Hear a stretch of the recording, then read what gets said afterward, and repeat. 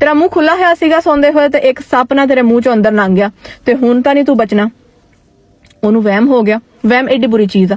ਉਹਨੂੰ ਵਹਿਮ ਹੋ ਗਿਆ, ਉਹ ਬਿਮਾਰ ਰਹਿਣ ਲੱਗ ਗਿਆ। ਹੁਣ ਉਹਦੀ ਜੌਬ ਤਾਂ ਕਿਸੇ ਨੇ ਕਰਨੀ ਸੀ ਨਾ, ਤੇ ਉਹਦੀ ਜੌਬ ਮਿਲ ਗਈ ਉਹਦੇ ਭਾਈ ਨੂੰ। ਲੇਕਿਨ ਭਾਈ ਨਾ ਪੜਿਆ ਹੋਇਆ ਸੀਗਾ, ਨਾ ਹੀ ਉਹਨੂੰ ਇਹ ਕੰਮ ਆਉਂਦਾ ਸੀ। ਸਾਰੀ ਉਮਰ ਤਾਂ ਉਹਨੇ ਖੇਤੀਬਾੜੀ ਕੀਤੀ ਤੇ ਸਮਝਦਾਰ ਵੀ ਏਡਾ ਕੋਈ ਨਹੀਂ ਸੀਗਾ। ਅੱਛਾ, ਉਹਨੇ ਕੀ ਕੀਤਾ ਕਿ ਗਾਉਂ ਦਾ ਜਿੰਨਾ ਵੀ ਟੈਕਸ ਵਗੈਰਾ ਸੀ ਨਾ, ਉਹਨੇ ਜਮਾ ਕਰਾ ਕੇ ਆਣਾ ਸੀ ਇੱਕ ਹੋਰ ਪਿੰਡ ਜਾ ਕੇ ਆਪਣੇ ਤੋਂ ਵੱਡੇ ਅਫਸਰ ਦੇ ਘਰ। ਉਹਨੇ ਸਾਰੇ ਪੈਸੇ ਇੱਕ ਥੈਲੀ 'ਚ ਪਾਏ ਤੇ ਚਲਾ ਗਿਆ। ਹੁਣ ਜਾਂਦੇ ਜਾਂਦੇ ਉਹਨੂੰ ਰਾਤ ਹੋ ਗਈ, ਕਿਉਂਕਿ ਉਹ ਜਿਸ ਪਿੰਡ 'ਚ ਉਹਨੇ ਜਮਾ ਕਰਾਉਣ ਜਾਣਾ ਸੀ ਉਹ ਦੂਰ ਸੀ। ਦਰਮਿਆਨ ਦਾ ਇੱਕ ਪਿੰਡ ਸੀ, ਉੱਥੇ ਉਹ ਰੁਕ ਗਿਆ।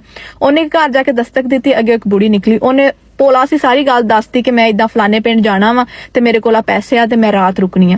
ਉਹ ਬੁੱਢੀ ਸੀਗੀ ਅੱਗੇ, ਉਹ ਲਾਲਚੀ, ਉਹਨੇ ਉਹਨੂੰ ਰੱਖ ਲਿਆ ਰਾਤ। ਹੁਣ ਉਹਨੇ ਕੀ ਕੀਤਾ ਕਿ ਰਾਤ ਨੂੰ ਜਦੋਂ ਸੋ ਗਿਆ, ਉਹਦੀ ਜਿਹੜੀ ਥੈਲੀ ਸੀ ਉਹਦੇ ਵਿੱਚੋਂ ਪੈਸੇ ਸਾਰੇ ਕੱਢ ਲਏ ਤੇ ਉਹਦੇ ਵਿੱਚ ਸਾਰੇ ਬੱਟੇ ਬੁੱਟੇ ਭਰ ਕੇ ਉਹਨੂੰ ਦੇ ਦਿੱਤੇ, ਛੋਟੇ ਛੋਟੇ ਪੱਥਰ। ਦੂਸਰੇ ਪਿੰਡ ਗਿਆ ਤੇ ਜਾ ਕੇ ਉਸ ਅਫਸਰ ਦੇ ਘਰ ਉਹਨੂੰ ਕਹਿੰਦਾ ਕਿ ਮੈਂ ਆਹ ਸਾਰੇ ਪੈਸੇ ਲੈ ਕੇ ਆਇਆ ਵਾਂ। ਜਦੋਂ ਉਹਨੇ ਅਫਸਰ ਨੇ ਖੋਲ ਕੇ ਦੇਖਿਆ ਤੇ ਵਿੱਚ ਪੈਸਿਆਂ ਦੀ ਜਗ੍ਹਾ ਤੇ ਪੱਥਰ। ਉਹਨੂੰ ਗੁੱਸਾ ਆ ਗਿਆ, ਕਹਿੰਦਾ ਤੂੰ ਮੇਰੇ ਨਾਲ ਮਜ਼ਾਕ ਕਰ ਰਿਹਾ, ਤੂੰ ਮੈਨੂੰ ਬੇਵਕੂਫ ਸਮਝ ਰਿਹਾ। ਉਹਨੇ ਕਿਹਾ ਕਿ ਤੇਰੀ ਇਹ ਸਜ਼ਾ ਵਾ ਕਿ ਮੈਂ ਤੈਨੂੰ 4 ਕੰਮ ਦੱਸੂਗਾ, ਤੂੰ 4 ਕੰਮ ਕਰਨੇ ਆ। ਜਿੱਦਣ ਉਹ ਵਾਲੇ 4 ਕੰਮ ਤੂੰ ਇੱਕ ਦਿਨ ਚ ਕਰਤੇ, ਉਦੋਂ ਤੇਰੀ ਸਜ਼ਾ ਖਤਮ। ਕਹਿੰਦਾ ਆ ਪੂਰਾ ਖੇਤ ਆ, ਇਹਨੂੰ ਤੂੰ ਕੋਨਿਆਂ ਤੱਕ ਗੁੱਡਣਾ ਵਾ, 4 ਪਾਸੇ ਬਾੜ ਕਰਨੀ ਆ।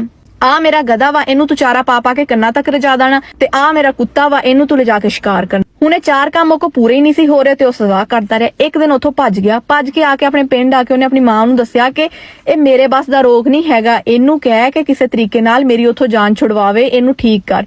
ਉਹਦੀ ਮਾਂ ਕਹਿੰਦੀ ਚੱਲ ਮੈਂ ਇਹਨੂੰ ਠੀਕ ਕਰ ਦਿੰਦੀ। ਉਹਦੀ ਮਾਂ ਨੇ ਜਿਹੜਾ ਬਿਮਾਰ ਮੁੰਡਾ ਸੀਗਾ ਉਹਦੇ ਸਰਾਣੇ ਜਾ ਕੇ ਗੀਤ ਗਾਣੇ ਸ਼ੁਰੂ ਕਰਤੇ। ਉਹਨੇ ਉੱਠ ਕੇ ਕਿਹਾ ਕਿ ਮੈਂ ਮਰਨ ਕਿਨਾਰੇ ਪਿਆ ਹੋਇਆ ਵਾਂ ਤੇ ਮਤਲਬ ਤੁਹਾਨੂੰ ਗੀਤ ਸੁੱਝ ਰਹੇ ਆ। ਉਹ ਕਹਿੰਦੀ ਲੈ ਤੂੰ ਤਾਂ ਹੁਣ ਠੀਕ ਹੋ ਜਾਣਾ, ਮੈਂ ਦੇਖਿਆ ਕਿ ਤੂੰ ਸੁੱਤਾ ਪਿਆ ਸੀਗਾ ਤੇ ਉਹ ਸੱਪ ਆਪੇ ਨਿਕਲ ਕੇ ਬਾਹਰ ਚਲਾ ਗਿਆ, ਤੂੰ ਤਾਂ ਹੁਣ ਬਿਲਕੁਲ ਠੀਕ ਆ, ਤੈਨੂੰ ਤਾਂ ਕੋਈ ਮਸਲਾ ਹੀ ਨਹੀਂ ਹੈਗਾ। ਵਹਿਮ ਖਤਮ, ਉਹ ਠੀਕ ਹੋ ਗਿਆ। ਇਲੌਜੀਕਲ ਆ ਬਟ ਇੰਨੇ ਭੋਲੇ ਲੋਕ ਹੁੰਦੇ ਸੀ ਪਹਿਲੇ ਵਕਤਾਂ 'ਚ। ਅੱਛਾ, ਉਹ ਠੀਕ ਹੋਇਆ ਤੇ ਉਹਦੀ ਮਾਂ ਨੇ ਉਹਨੂੰ ਸਾਰਾ ਕੁਝ ਦੱਸਿਆ ਕਿ ਇਦਾਂ ਤੇਰਾ ਭਰਾ ਤੇਰੀ ਜਗ੍ਹਾ ਤੇ ਗਿਆ ਸੀਗਾ ਤੇ ਉਹਦੇ ਨਾਲ ਧੋਖਾ ਹੋ ਗਿਆ ਤੇ ਜਿਹੜਾ ਉਹ ਬੰਦਾ ਸੀ ਉਹਨੇ ਇਹਦੀ ਗੱਲ ਵੀ ਨਹੀਂ